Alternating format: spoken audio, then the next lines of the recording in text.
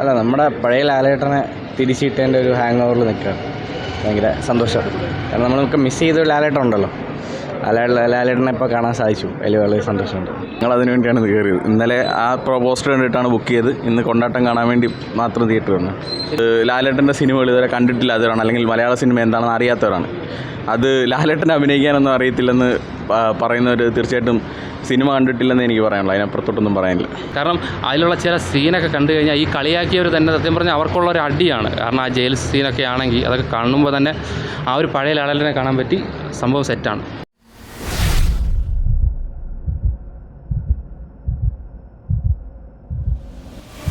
അടിപൊളി, നല്ല ഫിലിം. അടിപൊളി, നല്ല രസമായിട്ടുണ്ട്. അത്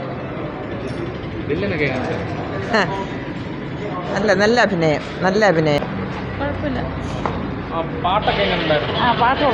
ഞങ്ങളിപ്പം 3-4 പ്രാവശ്യം കണ്ടിട്ടിറങ്ങിയതാണ്.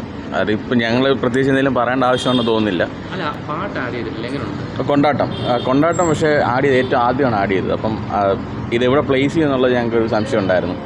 കാരണം ഈ ഇത്ര ഇമോഷണലി കണക്റ്റഡ് ആയിട്ടൊരു സിനിമയിൽ അത് പ്ലേസ്മെൻറ്റ് വന്നു കഴിയുമ്പോൾ അത് പാളൊന്നുമില്ല. പടം തുടങ്ങുന്നതിന് മുമ്പ് തന്നെ കംപ്ലീറ്റ്ലി ആ ഒരു വൈബെല്ലാം സെറ്റ് ചെയ്ത് ഞങ്ങൾക്ക് ഇതൊരു പാക്ഡ് തിയേറ്ററിൽ ഇന്ന്. കാരണം 21 ദിവസമായി പടം ഇറങ്ങിയിട്ട്. തുടക്കത്തിലായിരുന്നെങ്കിൽ തിയേറ്റർ ഇളകുന്ന രീതിയിലുള്ള ഒരു ഐറ്റമാണ് കൊണ്ടാട്ടം.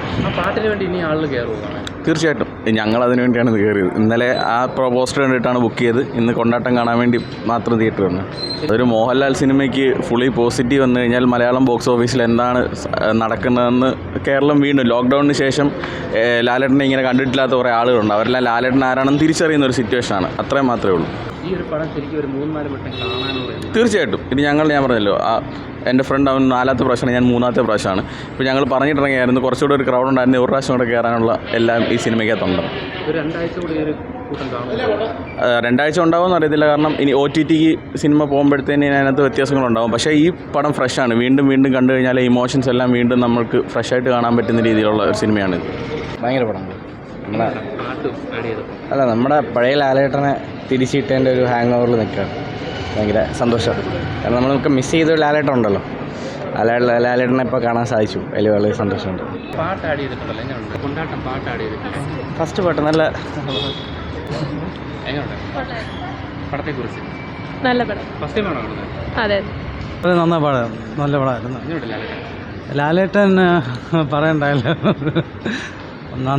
ഇവിടെ നല്ലൊരു സിനിമയാണ്. ശരിക്കും പറഞ്ഞാൽ ലാലേട്ടൻ്റെ കഴിഞ്ഞ പടങ്ങൾ വെച്ച് ഒരുപാട് പേര് കളിയാക്കിയവർക്കുള്ള മറുപടിയാണിത്. കാരണം ഈ പടം ശരിക്കും പറഞ്ഞാൽ അഭിനയിക്കാൻ അറിയില്ല എന്നൊക്കെ പറഞ്ഞ് പലരും കളിയാക്കിയിട്ടുണ്ട്. അതിൻ്റെ തെളിവാണ് ഇന്ന് തിയേറ്ററിൽ ഇത്ര ദിവസം ഇറങ്ങിയത് 1 മാസത്തിന് മുകളിലാവും പോയിട്ടും ഇത്രയും തിരക്കുള്ളത് അതുകൊണ്ട് തന്നെയാണ്. കാരണം കിടിലം പടം, ഒരു രക്ഷയില്ല.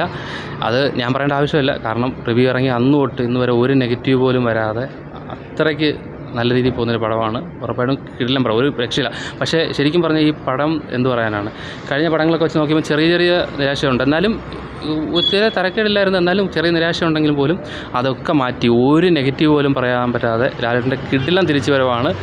ഇനിയുമുള്ള പടം ഇതുപോലെ വരണം എന്നാണ് ആഗ്രഹം. കാരണം അതിലുള്ള ചില സീനൊക്കെ കണ്ടു കഴിഞ്ഞാൽ ഈ കളിയാക്കിയവർ തന്നെ സത്യം പറഞ്ഞാൽ അവർക്കുള്ള ഒരു അടിയാണ്. കാരണം ആ ജയിൽ സീനൊക്കെ ആണെങ്കിൽ അതൊക്കെ കാണുമ്പോൾ തന്നെ ആ ഒരു പഴയ ലാലേട്ടനെ കാണാൻ പറ്റി. സംഭവം സെറ്റാണ്. ലാലേട്ടനെ കുറിച്ച് പറഞ്ഞു, പഴയ ലാലേട്ടൻ തിരിച്ചു വന്നു എന്നൊക്കെ പറഞ്ഞു. പക്ഷേ ആരും പറയാത്ത ഒരു കാര്യം എന്ന് വെച്ചാൽ കുറച്ച് പേര് പറഞ്ഞിട്ടുള്ളതെന്ന് തോന്നുന്നു വില്ലൻ്റെ കാര്യം. ഒരു രക്ഷയില്ലാത്ത വില്ലൻ, മലയാള സിനിമയ്ക്ക് കിട്ടിയ ഒരു കിടിലം വില്ലൻ തന്നെയാണ്. കാരണം ലാലേട്ടൻ ഒപ്പത്തിനൊപ്പം നിൽക്കുന്നത്. ഒരിക്കലും ഇതൊരു ഒരു വില്ലൻ നടൻ എന്നല്ലാതെ ഒരു അഭിനയിക്കുന്ന അഭിനയം എന്ന് തോന്നിയിട്ടില്ല. കാരണം അമ്മാതിരി ഒരു സാധനമാണ്. ഞെട്ടിച്ച് കളഞ്ഞ വില്ലൻ, ഒരു രക്ഷയില്ല. ഇനി ഒരു റൗണ്ട് ഉറപ്പായിട്ടും പുള്ളി വരും. ലാലേട്ടനെ കളിയാക്കിയെന്ന് പറഞ്ഞാൽ അഭിനയിക്കാൻ അറിയില്ല എന്നൊക്കെ പറഞ്ഞ് ഒരുപാട് പേര് കളിയാക്കി. തിരിച്ച് വരില്ല എന്ന് പറഞ്ഞ് ഇത്രയേ ഉള്ളൂ ലാലേട്ടൻ എന്ന് പറഞ്ഞ് പലരും അട്ടഹസിച്ചിട്ടുണ്ട്. അവർക്കുള്ള മറുപടി തന്നെയാണ് ഇത്. കാരണം അവർ കാണണം, അതിനുള്ള തെളിവാണ് ഇന്ന് ഇത്രയും വലിയൊരു കൂട്ടവും ഇത്ര ദിവസമായിട്ട് ഈ ഒരു തിരക്ക് കാരണം അവർക്കുള്ളൊരു മറുപടി തന്നെയാണ്.